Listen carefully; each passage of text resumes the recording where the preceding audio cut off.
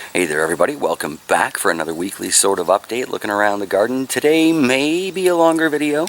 I'm going to try and keep it quick, but there are a lot of things going on, so we can't really do just a quick specific thing. I was thinking, well, we'll just do peppers this week, but even that would take a while.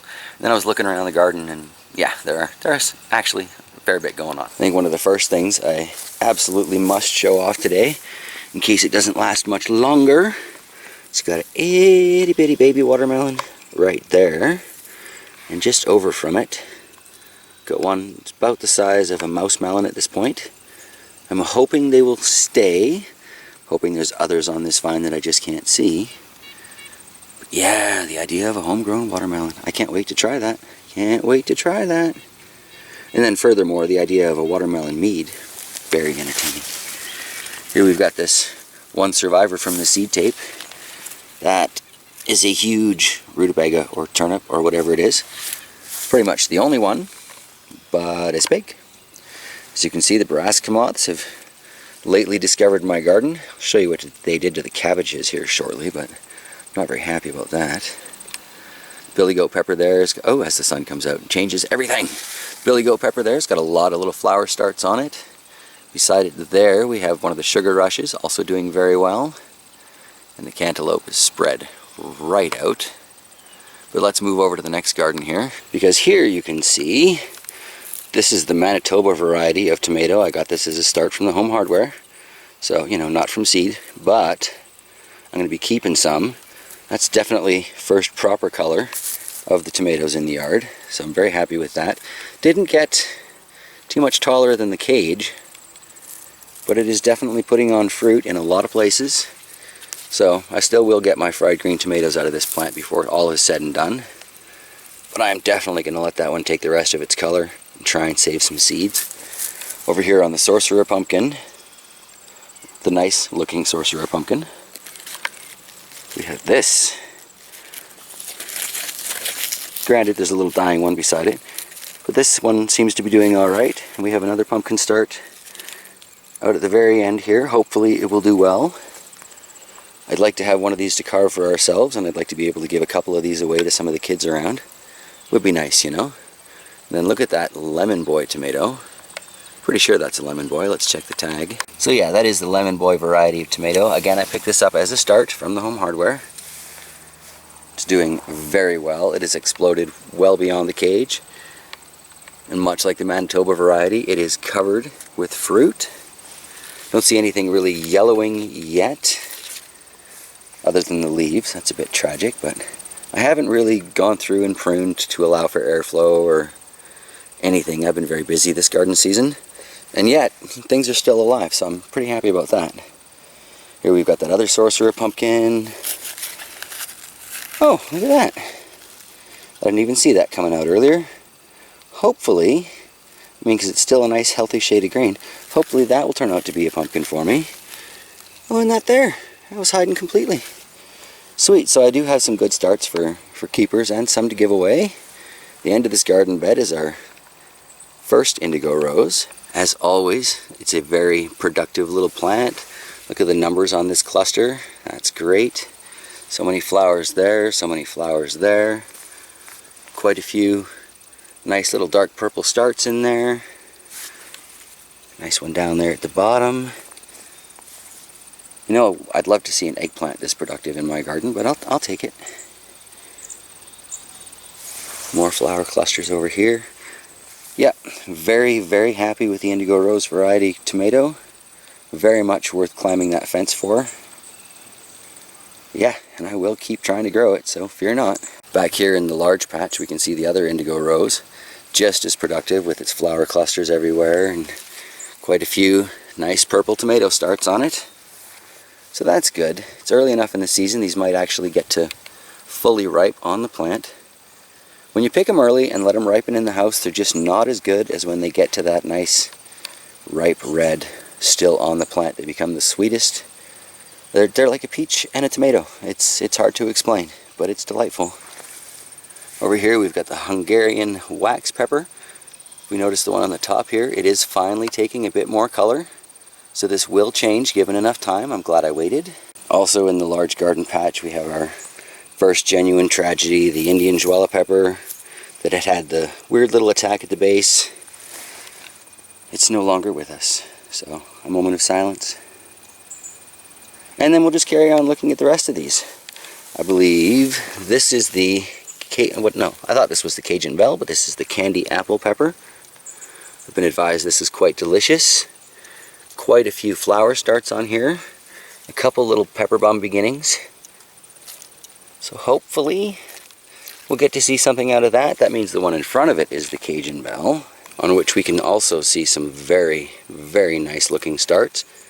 I kind of thought they were all going to be small like this one, but this one here, I'm just going to go ahead and say there's a significant size difference there. So that's kind of exciting. What's not exciting is this little Tabasco pepper just refuses to grow. I might just have to try and bring that in, because again, I don't have seeds for this. It's going to be the next sand dollar, I guess. I don't have seeds for it. I've got to save it. Desperate panic time. But yeah, for the most part, the peppers in this larger patch are doing well. The greater spacing that I gave everything this year has definitely been a bonus. And I'm starting to have some interesting ideas about irrigation, basically. It'll all be rainwater, and I'll still have to bring it out and, water it by hand ultimately, but I'm just going to make filling stations and maybe run some PVC pipe underneath the mulch and have it slowly drip and drain out to the individual plants so I don't waste as much. And yeah, it'll be interesting. Hopefully I'll get that done this year. If not, it gives me a winter project for next year. So it's all good either way. I am pleased to share there's finally a whole lot of flowers popping up in these baby sugar pie pumpkins. So again, hopefully I'll get some positive results from that, because that was easily the most delicious pumpkin I've ever had in my life. And I want to keep growing it for years and years and years. Made amazing loaves. Even that little pie wasn't too bad. So yeah, please grow. Please. The zucchini has become a very productive plant for me. What do we got? 1, 2, 3, 4, 5, 6, 7. 7 on there right now. If you count more, you can correct me in the comments, but wow. That zucchini loaf was pretty good, so zucchini muffins, zucchini waffles. What else can I do with zucchinis? There's another one for the comments down below. What does one do with an abundance of zucchinis? Deep fried breaded zucchini? That's good too. Here's a tragedy in the garden. The brassica moths, like I was saying earlier, found my cabbage, ravaged my cabbage. So I'm going to have to be pulling these out soon. But considering they made it to August, it's not bad. Broccoli plants are clearly done. I might leave just one to see if they self-seed the garden and I get volunteer broccoli next year. But there is no point in even trying to eat that anymore, I don't think. So I'll be pulling those out soon enough too. One thing I really want to make sure I show you guys this week though, is I got to show you this bhut, joloka yellow pepper that I've got out front. That thing, I am so glad this is a designated keeper plant. Check this out. I will be the first to admit that you see a lot of failed pepper starts in the bottom there. But look at what is still on this plant. I'll turn it around a little bit. Oh, that's a nice looking pepper. I don't know how big these get because I've never had a fresh ghost pepper. So that's another one. Please feel free to offer me some comments below. Am I looking for something half a thumb, a full thumb? About when should I expect some color on these? But look at the wrinkles on some of these things. From what I see in tasting videos, wrinkles are kind of a sign that it's going to be a scary pepper. So try and get that out of the shadow there. It's a nice looking start. And there are so many flowers on this plant. The issue I'm having though, and the reason I think that all of these pepper starts are dropping, is it's been really, really hot lately, and I have not been as on top of watering these container peppers as I should be.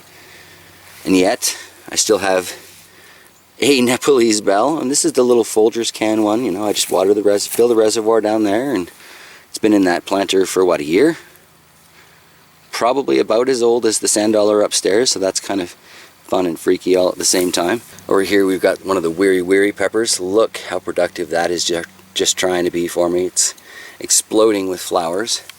That is exciting. On the interesting side of things though, let's take a look at that yellow scorpion. On the yellow scorpion I have this little pepper here, and maybe somebody can tell me, but I don't think that's what a yellow scorpion pepper is supposed to look like. So I may have a freakish crossbreed, or I may just have a stunted pepper from the transplant, but there are a few more flowers on here. I just knocked one off. It's a delicate little plant, but it does seem to be trying to produce more peppers. Is that what it's supposed to look like though? I don't know. Got the red ghost scorpion beside it. It's starting to put on some flowers for me, and that primo pepper over there. We'll get closer to that in a second. This is bushing right out and starting to produce a lot of flowers, but I don't have what I would call a good pepper start on there yet. And then we've got these 3 sugar rushes back here. They are doing great. So far out of all of them, it looks like the sugar rush peach here is going to be the most productive, but I would like to move one or all 3 of these guys into the dungeon jungle for the winter. We're just going to have to see how it works out. Clearly I'm going to need a lot more lights and a lot more containers, but if I could keep some of these really productive sweet peppers as well as some of the hot peppers, that would make for a fabulous harvest for 2018. Already looking ahead. Well, that's me. I'm already thinking about what I'm going to plant for that season too. I'm probably going to get started on that in a month or 2. So, yeah. Short season gardening, can never get your starts going too early, I guess. And that is, I guess, where I'm going to wrap it up for this week. Thank you for sticking around. It has been kind of a longer video, but as I said in the beginning, there are just a few different things I wanted to make sure I shared with everybody this time around. So, yeah, thanks for sticking around. Thanks for checking out what's growing on. Please feel free to offer me your comments down below, and I will see you next week for sure. Bye, everybody.